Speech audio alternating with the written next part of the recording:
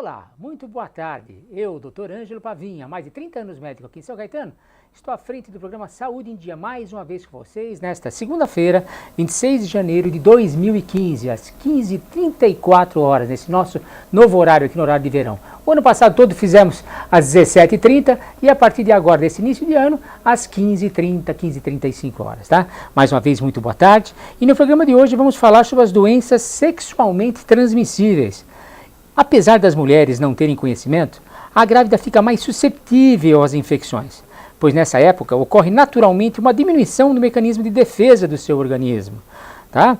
Para falar mais sobre o assunto, recebo o infectologista Dr. Jorge Senise, que ele é responsável do ambulatório de hepatites virais, do Centro de Prevenção e Assistência às Doenças Infecto-Contagiosas aqui em São Caetano, do CEPAD, tá? E também do Núcleo de Patologias Infecciosas na gestação da Unifesp. Olha só, eu nem sabia que existia um centro tão avançado assim, um centro de referência tão avançado. Depois nós vamos passar o telefone e tudo mais, tá? Porque isso merece. Nós estamos num serviço de real utilidade pública para todos vocês e nós vamos entrar nesse assunto, tá? Boa tarde, Dr. Jorge Senise. Boa tarde, muito obrigado pelo convite, Dr. Ângelo. Nós é que agradecemos, viu? Tá? O senhor ter aberto uma vaguinha aí em todo esse campo profissional aí pra gente, viu? Sempre um prazer. Muito obrigado, tá? Bom, com todo esse currículo aqui, vamos tentar passar tudo aqui pra gente pegar e orientar os nossos internautas, os nossos e as nossas internautas, quanto à importância de tudo isso, das doenças sexualmente transmissíveis, a gravidez em si, as hepatites, sífilis e tudo mais, tá bom? Doutor, quais são as famosas doenças sexualmente transmissíveis? Acho que a mais famosa dos tempos mais antigos é a sífilis, né? E agora, nos tempos modernos, é o HIV. Mas nós temos a famosa gonorreia, nós temos o cancro mole, nós temos o HPV, tem infecção por clamídia, enfim, tem várias doenças transmissíveis por via sexual e a hepatite B, uma delas também. Uma grávida, ela pode contrair qualquer DST? Pode, pelo mesmo motivo, até se presume ser mais suscetível, porque para ela estar grávida ela teve relação desprotegida. Perfeito. Né? Então, tem risco. E nós estamos começando agora há pouco sobre a relação sexual. O que preveniria tudo isso seria a camisinha? Sim, o preservativo reduz de uma forma significativa a transmissão de doenças sexualmente transmissíveis. Ela é muito importante como método de barreira. Agora, vamos imaginar que numa relação sexual existem os preâmbulos, o meio, o final, tal. Então nós temos o sexo oral, o sexo retal, o sexo vaginal e tudo mais tal. Qualquer um deles poderia fazer essa transmissibilidade em relação às doenças infecto-contagiosas? Vamos dizer que depende da infecção, vai? Porque se eu disser que através de sexo oral a chance de transmissão de HIV, de hepatite B, ela é pequena. Ela existe, mas existe, né? Existe, mas ela é pequena. Mas quando você tem lesão como cancro duro, que é a sífilis, como cancro mole, já passa a ser uma grande chance de transmissão, entendeu? Então depende muito da infecção, o sexo oral tem maior ou menor risco, sempre vai ter um risco. Mas ele é muito maior quando existe uma lesão, ou peniana ou vaginal, no caso de quem faz o sexo oral. E como é que é feito o tratamento das gestantes com DST? Vamos ver por cada área aí, né? Vamos colocar assim, né? Das coisas, todo o Ministério quer tentar abaixar, quer reduzir, quase um compromisso mundial, é tentar reduzir sífilis na gestação para reduzir sífilis congênita. É muito simples, né? Tem que fazer o teste da sífilis na gestação e o tratamento continua sendo com o bom e velho benzetacil. Então, a única coisa que precisa é detecção precoce. Então, tendo detecção precoce da sífilis, ela tem que ser tratada e o tratamento é com a penicilina benzatina. O HIV, que hoje é uma coisa importante, já existe um avanço absurdo no tratamento do HIV. Parece que a gente vai ter alguma coisa depois para falar, mas o risco de transmissão do HIV da mãe para o filho hoje, se tiver num centro bem estruturado e tudo mais, fica em torno de 0,2%. Puxa, baixíssimo. Muito baixo, né? Hepatite B é um problema porque as pessoas acham que pelo simples fato de existir a vacina e a gama-globulina que é dada para a criança logo depois, que ela está protegida. Isso não é verdade absoluta. Depende da quantidade de vírus que a mãe tem no sangue. Quanto maior a quantidade de vírus que a mãe tem no sangue, menos eficaz é a profilaxia e, portanto, maior é a transmissão. Né? Então, essas infecções são as que são mais comuns como DST para a gente lidar no dia a dia com as gestantes. Tem uma que não é DST, mas que merece ser colocada, que é a toxoplasmose. A toxoplasmose é uma infecção que é transmitida por um parasita, que é o Toxoplasma gondii. Tem a fama de ser a doença do gato, porque ele é eliminado nas fezes dos gatos e vai para o chão, vai para o solo. Então a gente adquire a infecção comendo esse agente, ou verduras cruas, ou frutas rasteiras, ou pondo a mão na boca. Ou carnes mal cozidas também pode conter o toxoplasma. Essa infecção no adulto ela é pouco importante, mas quando a mulher está grávida, ela adquire essa infecção, a criança pode ter complicações importantes, muito graves. Já temos uma pergunta no ar, tá? Roberto de São Bernardo, tá? Roberto de São Bernardo. Obrigado, Roberto. Continua aí com a gente, tá bom? Olha, internautas, a partir de agora, vamos lá, ó. Faça igual o Roberto. Clique na tecla participe e entre com as suas perguntas aqui, sabe? O Dr. Jorge está aqui para isso e eu também, tá bom? Eu só sou um mero interlocutor aqui para que ele responda as perguntas, tá bom? E sem barreiras, hein? Aqui é sem cortes. A pergunta que vier, do jeito que vier, eu já vou passar aqui e o nosso compromisso é de chegar naquilo que você gostaria de tirar sua dúvida, tá bom? Roberto de São Bernardo, olha, há risco do feto morrer, se bem que a próxima pergunta é sobre feto, tá?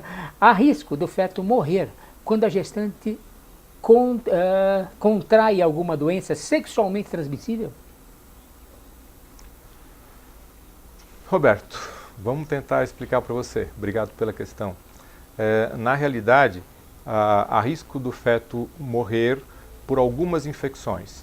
Das DSTs, pouco provável que morra por sífilis, com certeza não pelo HIV, hepatite B também não, mas em doenças não sexualmente transmissíveis, como a toxoplasmose que eu falei, é uma das causas mais comuns de aborto no primeiro trimestre. E também por um outro agente chamado citomegalovírus, que a gente adquire através de secreção de orofaringe, portanto, disseminação fácil, frequente. Se a mulher tiver com essa infecção aguda, ela pode também ter aborto no primeiro trimestre por conta disso. Agora, é muito raro para sífilis, muito raro para HIV e praticamente não existe para hepatite B. Obrigado, viu, Roberto? A próxima pergunta, então, é quais os riscos de contaminação que o feto corre? Depende da infecção. Pela sífilis, o feto corre o risco de nascer com sífilis. E é muito grave, é muito grave. Então, às vezes ele nasce já com quadro sindrômico de sífilis, às vezes quando a sífilis é passada para ele tardiamente, ele nasce aparentemente saudável e vai desenvolver no primeiro ano já quadros graves de sífilis. No caso do HIV, essa transmissão ela acontece predominantemente a partir do terceiro trimestre.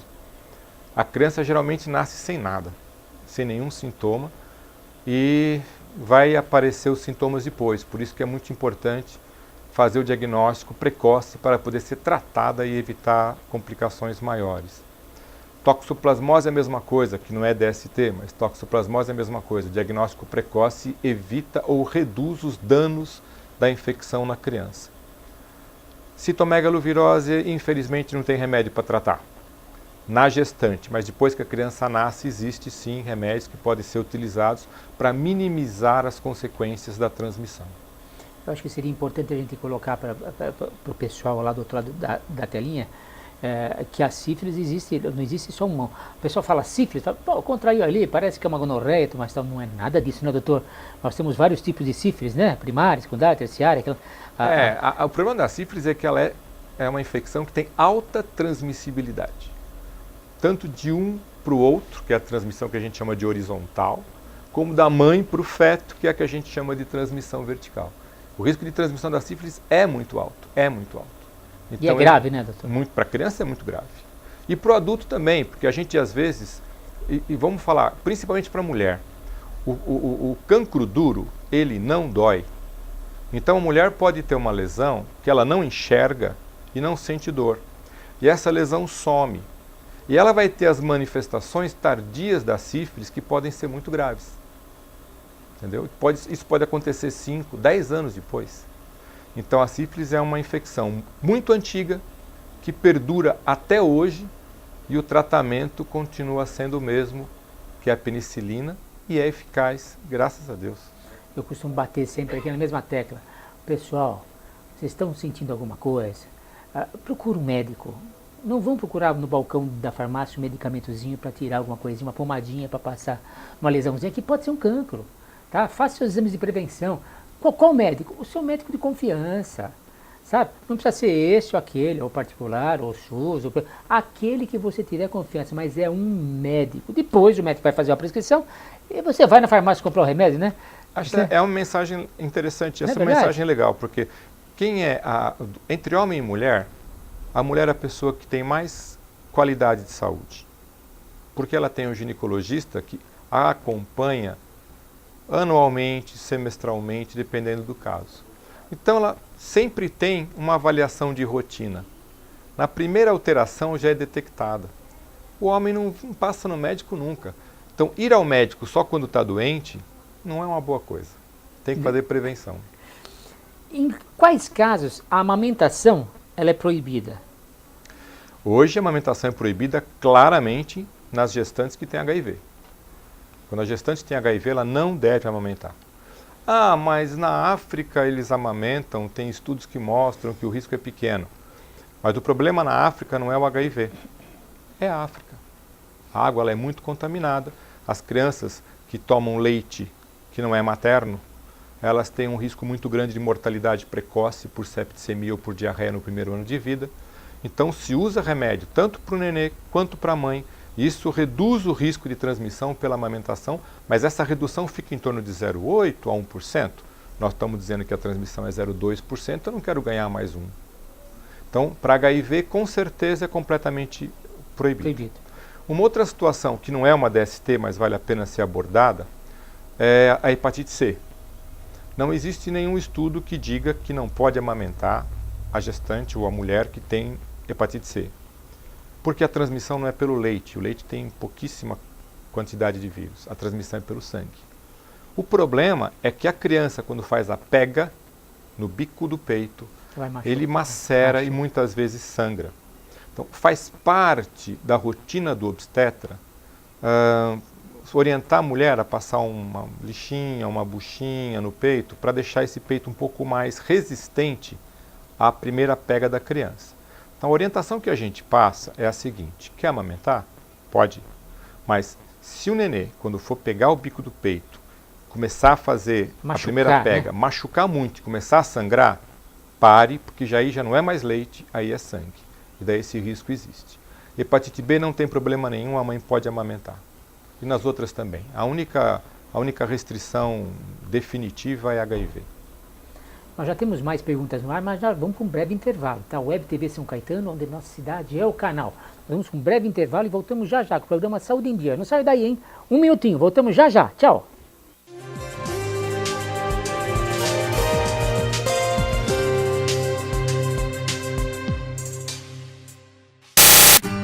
Café San Martín, o lugar ideal para tomar aquele cafezinho e ainda saborear lanches, salgados, doces e bolos deliciosos. São diversos sabores. Destaque também para o almoço, com pratos rápidos e saladas, opções variadas e preço acessível. Ambiente aconchegante e bom atendimento. Café San Martín, sua nova opção em São Caetano. Rua Amazonas 363, Loja 2, Centro.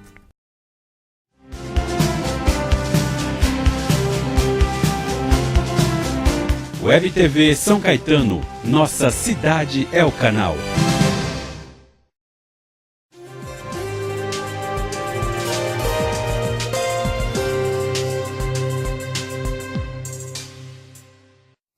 Web TV São Caetano, onde nossa cidade é o canal. Programa Saúde em Dia, eu aqui, Dr. Ângelo Pavim, há mais de 30 anos médico aqui em São Caetano, e hoje estou aqui com o Dr. Jorge Senise, um especialista assim em hepatite, sífilis, na gestação toda, em citomegalovírus, esse montão de palavrão aqui que eu estou aprendendo aqui, tá bom?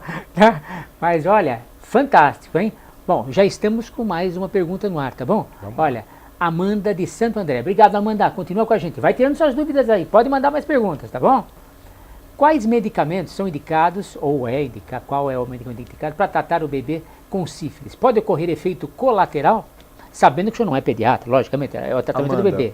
Sífilis, o tratamento mais adequado, Amanda, obrigado pela pergunta, é com penicilina. Então, o tratamento da criança também é feito com penicilina, dependendo do quadro da criança. Pode-se usar penicilina cristalina, que é aplicada na veia, ou às vezes a própria penicilina benzatina, que é intramuscular. Mas o tratamento para a criança é penicilina. O risco desse tratamento é um risco muito pequeno, só para as crianças ou os adultos que têm reações alérgicas à penicilina. Ou seja, buscar o pediatra de confiança, não é Sim, verdade? sim. Pronto. É penicilina. Ótimo. É necessário que a grávida faça exames que detectem essas doenças durante o pré-natal, doutor? Vamos ser mais chato. Quando a mulher consegue estar planejando ter um filho, seria adequado que ela já fizesse as sorologias, Uma bateria total, né? que são os maiores riscos na gestação.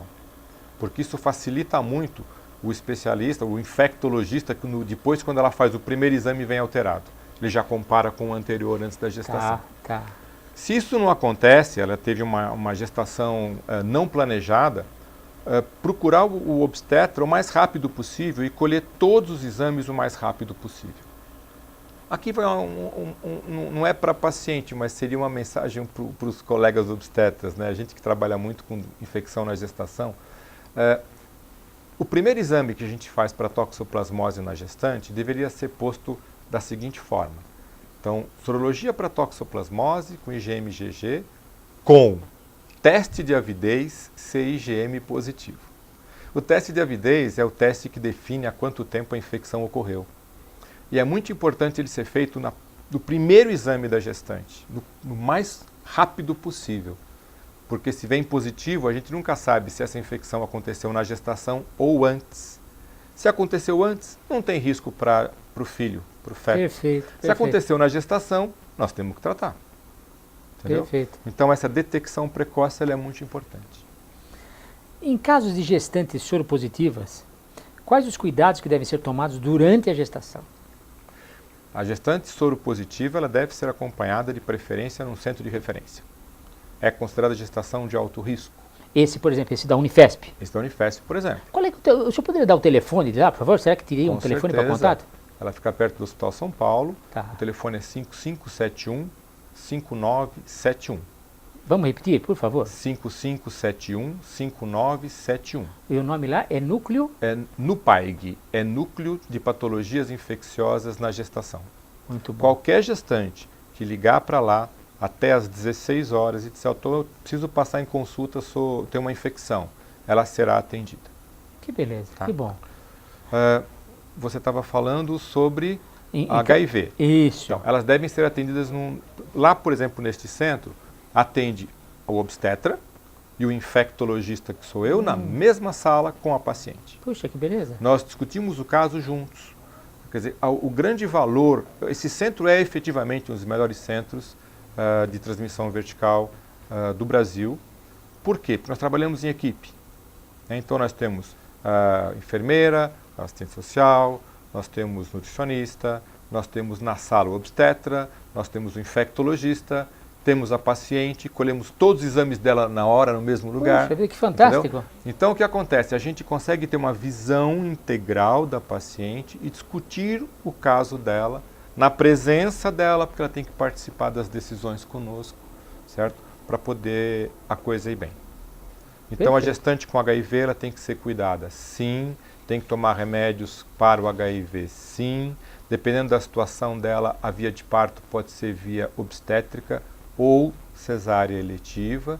Isso tudo tem que ser decidido nesse ambulatório durante o acompanhamento. É Núcleo de Patologias Infecciosas na Gestação da gestação Unifesp. O da telefone, Unifesp. 5571-5971. É isso? mesmo, isso. Anotem esse telefone, hein? Tá? Outra pergunta, Priscila, de Santo André. Obrigado, Priscila. Continua com a gente aí. Sua pergunta já vai ser respondida, tá bom? A grávida com doença sexualmente transmissível pode ter relação com seu parceiro? Priscila, todo mundo que tem doença sexualmente transmissível não deve ter relação com o parceiro, porque ele pode passar a infecção, né? E ela tem que se tratar. Depende do que você está rotulando como doença sexualmente transmissível. Então vamos dizer que você, por algum motivo, tem HPV, ou uma mulher tem HPV. Sabe? Não existe um tratamento específico para HPV e não se conhece a consequência da transmissão do HPV para o homem. Na maior parte das vezes o homem é só um vetor, ele acaba pegando e transmitindo. Não existe uma patologia definida para o homem, além de câncer de reto, né? Mas não tem câncer de pênis, por exemplo, pelo HPV definido com clareza. Como tem câncer de útero, com clareza ele é causado pelo HPV. Mas outras DSTs, sem proteção, ninguém deveria ter. Pode ter relação, mas protegida, que daí você não transmite. Além da camisinha, existem medicamentos que podem ser utilizados para prevenção? Depende. Prevenção, por exemplo, do HIV existe. Existem algumas drogas que são dadas como profilaxia pré-exposição, que é a associação de tenofovir e lamivudina. A pessoa toma a medicação e vai ter relação. Isso, mesmo que ela entre em contato com o vírus do HIV, reduz o risco desse vírus conseguir causar a infecção. Ele minimiza, ele não zera. Não zera, ele reduz o risco de uma forma importante. A melhor profilaxia, a profilaxia de barreira, é o preservativo. Quando a gente fala em preservativo, trabalho muito com mulher, então eu enxergo muitas vezes o drama da mulher. A gente orienta a mulher que ela tem que usar o preservativo, mas na realidade quem vai usar o preservativo é o parceiro dela. E que na maior parte das vezes não aceita isso. O que é o pior. Né? O que é o pior. Existe a camisinha feminina. Tá? Eu não sei até que ponto ela é muito desconfortável, mas num estudo que eu participei, ela mostrou a camisinha feminina que dá à mulher a autonomia de escolher. Eu vou usar a camisinha. Ela não depende do parceiro. Ela não depende do parceiro. Que é uma situação muito complicada a gente falar para a mulher que ela tem que usar preservativo quando quem vai usar é o parceiro. Não é? É verdade, não é ela que tem que usar, é outra. É cobrar demais. Isso depende do poder de barganha dessa relação para poder ter o preservativo sendo utilizado. Então lembrar que existe o preservativo feminino. Ótimo. Outra pergunta no ar, Maria Clara, do bairro Barcelona, aqui de São Caetano, tá? Obrigado, Maria Clara, continua com a gente, tá bom? A gestante com AIDS pode tomar o coquetel de medicamentos? Obrigado, Maria Clara. A gestante com AIDS não pode, ela deve. Tá? Graças ao uso de medicamentos, nós reduzimos a transmissão do HIV para as crianças, para os fetos, para os nenês, de 25% a 30% para 0,2%. Eu trabalho com grávidas com HIV desde 1997. Eu vi 2 transmissões. A última foi em 2002 e pretendo não ver mais. Atendo grávida com HIV todos os dias. Graças aos remédios que a gente usa, as gestantes transmitem de uma forma muito pequena o HIV para as crianças. Vou até aproveitar essa pergunta para esticar um assunto. Nenhum obstetra fala para qualquer mulher, para minha mãe, por exemplo, para sua esposa, que ela poderia ter um risco de ter um filho com malformação entre 1,8% a 2,2%, 2,3%.